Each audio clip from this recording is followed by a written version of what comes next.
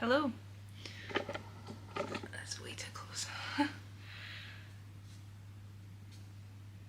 Good afternoon. So this is my first official vlog. Was actually planning on doing an unboxing today. I was due to receive my first Illumicrate Evernight box that I was looking forward to opening and hoping to read tonight and tomorrow being Halloween. Unfortunately, it didn't arrive. They tried to deliver it while I was out, even though I told them that I would be out at work. I am also just fresh from work. Apologies. Just wanted to start this vlog instead with a little reading update on what I'm doing right now. So I did start the other day taking the cover off, but this is Our Hideous Progeny by C.E. McGill, and I got this at the beginning of the year. I actually found a signed copy in Waterstones and I picked it up because I really like the premise of it. It is set in it's set with the Frankenstein family. It's set many years after the situation with the Frankensteins and the doctor and the monster. So this is continuing on. I believe it's the granddaughter and her husband. They discover the notes about creating the monster. I'm not that far into it, to be fair. I'm about 50 pages in, but it is so good. If you did like Frankenstein, if you liked the way it's a gothic novel, of course, if you like the way that Mary Shelley wrote the book, if you like the kind of meandering storytelling, I think you would definitely love this. It's a very it's a very well achieved attempt from the author to get to this level of narrative, to get to this level of world building where you feel that this could be a lost book from Mary Shelley herself. So yes, I'm very much enjoying this, and I do anticipate this being a highly rated book from me. Next is one that I did start, an author that I did find last year when I read, or this year, when I read Blade Breaker, and I eventually picked up Red Queen, and I bought the entire series without having read the first one. I will admit my own feeling where I really did believe this was a vampire story. I thought this was about vampires. The title, the image, it just, to me, it seems like vampires. It is not, but I'm pleasantly surprised to find out that it is a dystopian fiction series, which is possibly my sort of second favourite type of series, and it's first published in 2015, so it's around the era where it was quite popular. So I'm definitely happy to go back and read all of these. I really love the way Victoria Aveyard builds worlds. I like the fact that there's maps. I like the fact that there's the characters are they're detailed, but they're flawed, but they're allowed to be in that way because they don't have to be perfect. They don't have to be anything. They can just follow as they need to follow. So yeah, I'm pausing this one just now. I'm not too far, about 20 pages into this. I'm enjoying it. I'm just not going to continue it right now. I was trying to finish off as much of sort of spooky season as possible. It's not quite worked out as I'd hoped. So I'm definitely, this is definitely going to be, this will be a November read for me and into December. Another one that I did start because I was in a vampire mood, and I don't have a great selection of vampire books, I think, that, or at least ones that I haven't already read. So one that I did pick up a few months ago in Waterstones in one of the buy one get one half price sales. I did get Empire of the Vampire, and this is the, I don't know if that will go, I really did like the cover of it, because it's the, I think this was the Waterstones exclusive paperback edition, and it was a decent price for what is an absolute hefty book. I'm a little bit terrified at the size of the writing. I don't know if you can see this. It is so small. It is the kind of text that I have only seen in history and non-fiction books. So while I'm used to it, it's still painful in the eyes. Definitely have to read this with a lot of light. It's well over 700 pages. Very, very small writing, but I did find that when I started to read it, it wasn't taking as long as I thought it would. So it was I was getting through it fairly fast, so that was good.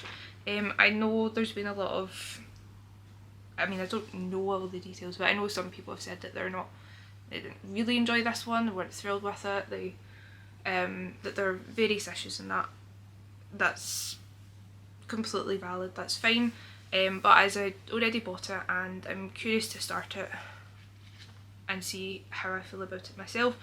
I don't tend to DNF books, I really try not to, like I really want to make sure that I've got to the end so I can give a fair assessment of how I feel about it, but I do tend to, if I'm struggling too much with a book, if it's really that bad, and considering the size of this book, if it does become far too much of a struggle, then I'm likely to put it away, maybe DNF indefinitely if I can't, but we'll see.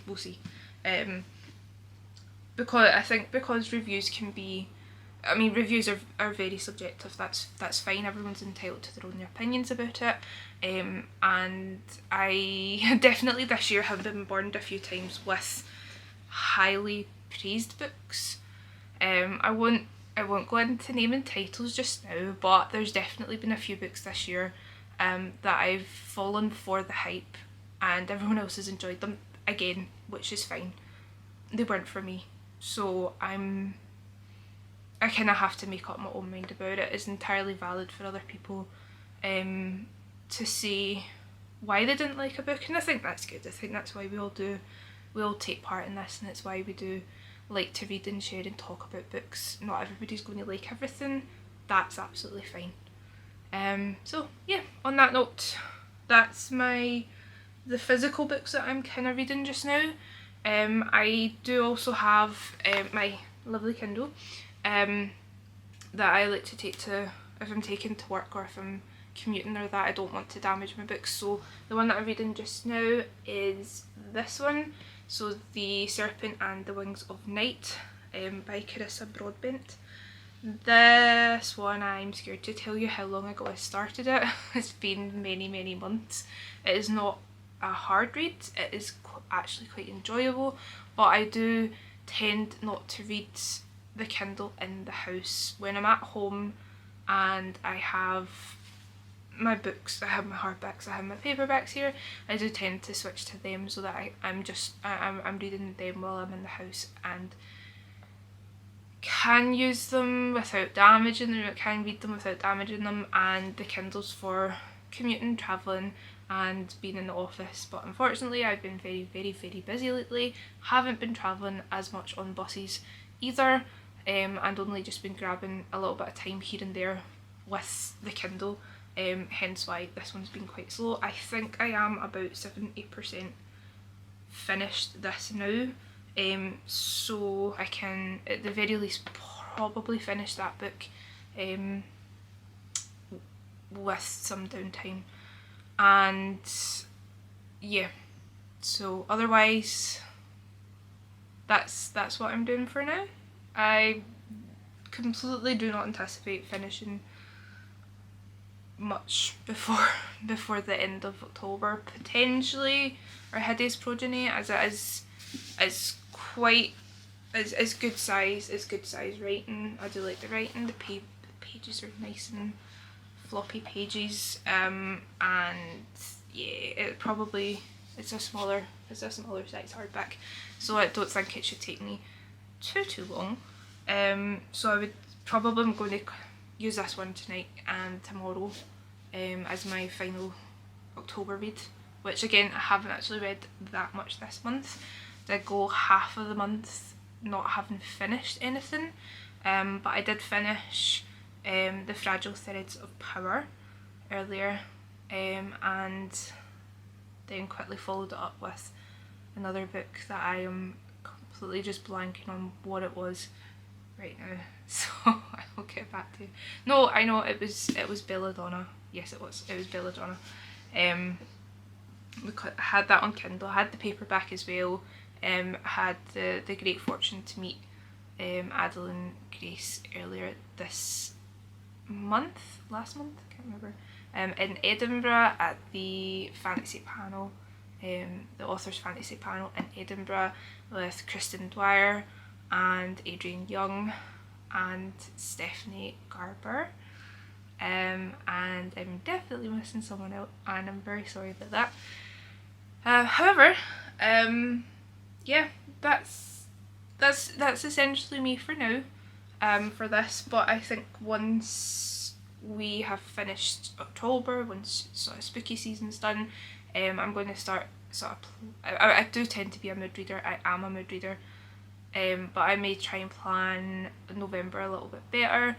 I this year did miss out on most of the kind of back to university, back to school, dark academia vibe this year because I was finishing my dissertation, which took me right up to the end of September, and by which point we were kind of in sort of spooky season, so I did not get to finish a lot of the sort of planned books that I had. So obviously the first book that I'm trying to get through for my little series is The Secret History by Donna Tartt, because obviously where else are you going to start with this? I am very much enjoying this book. I'm about halfway through. Absolutely love the text, love this copy of it. I am trying so hard to keep it nice, but it's a nice kind of, it's kind of flappy cover as well, so it's not, I don't think the spine's going to break on it. But I've got that one, and then I've got If We Were Villains, and then a couple of other kind of dark academia leaning books that I will add on also, but I kind of want to do it in an order that I've set myself. So I think that that's going to be a January thing, because I believe that, I think for myself, like normally you would, at January time when you were a student, that would be refreshers week, refreshers season in the UK at least, so you would be thinking about going back to uni again at that point, so I think that would be a good time to do a sort of resurgence on dark academia. So yeah, just have to kind of plan the November thing, plan-ish December, although I would say that I'm kind of hoping to do NaNoWriMo this year again. Now that I'm finally finished with university, I don't anticipate picking up anything else, apart from a few online classes that I'm doing. That's fine, they're once a week. I am kind of thinking that because I have a bit more time again, a bit more leeway to do things, so I'm hoping that if I can get some brain cells together after I finished work and I can actually focus, and I should be able to do Nano at least partially this year, so that would be good. And I don't tend to read, I'm not really a Christmas book person, so I think sort of December time maybe kind of historical non-fiction books again, because it's been a while. I spent most of this year obviously reading texts for my dissertation, academic texts, so I wasn't very much in the mood to be reading that for pleasure, which I can now go back to. So yeah, I think that's it for just now. I will check in again with you soon, so I hope you like this video, and it's the first of many, Yeah, so if you like this, please don't forget to hit the like button, and if you really want to see more, then please subscribe so that you can catch my next videos, and I will see you in the next one. Thank you.